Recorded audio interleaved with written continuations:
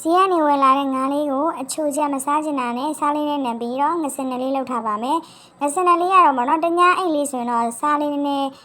ပေါ့မယ်ပေါ့နော်ဒါအငန်ကြိုက်ရင်တော့နှစ်ညာအိတ်လေးလုပ်လို့ရပါတယ်ရှင်ညီမကတော့တညာအိတ်လေးလုပ်ထားပါတယ်ဒါကဆေးပြီးတော့ချက်မယ်ပေါ့နော်ဒါလေးဆိုရင်တော့ညီမတို့ကစီတန်ငြူသီးထက်ဒါခင်းမြင်းလေးထက်ပြီးတော့ဒါကြေငစင်နဲ့ထဲလို့ရပြီပေါ့နော်ဒါငါးကိုအချိုကြီးပဲစားနေရတော့ရိုးတဲ့သူတွေအတွက်ဆိုရင်ဒီငစင်နဲ့ချက်လေးချက်စားကြည့်ပါရှင်အရန်လည်းမငံဘဲနဲ့အရန်ပဲစားလို့ကောင်းပါတယ်ထမင်းလည်းမိန်စေပါတယ်ရှင်ကဲဒါလေးတော့ငစင်လေးထည့်မယ်ပေါ့နော်ခင်းမြင်းလေးကြေပြီးဆိုတော့ငစင်လေးထည့်ပြီးညီမညှိစောမနှံအောင်ပေါ့နော်ငါးလေးကိုခဏ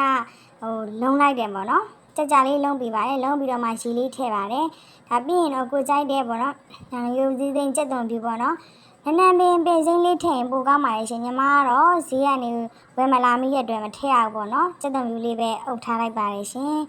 ဒါလေးကတော့ထမင်းစားပြတ်တဲ့သူတွေအတွက်ဆိုရင်ဒီဟင်းလေးချက်စားကြည့်ပါအရင်ကောင်းပါတယ်ညီမကတော့ငါဆိုရင်အချိုချက်မကြိုက်တဲ့အတွက်ဒီငစင်နယ်လေးကိုချက်စားဖြစ်ပါတယ်အားလုံးကို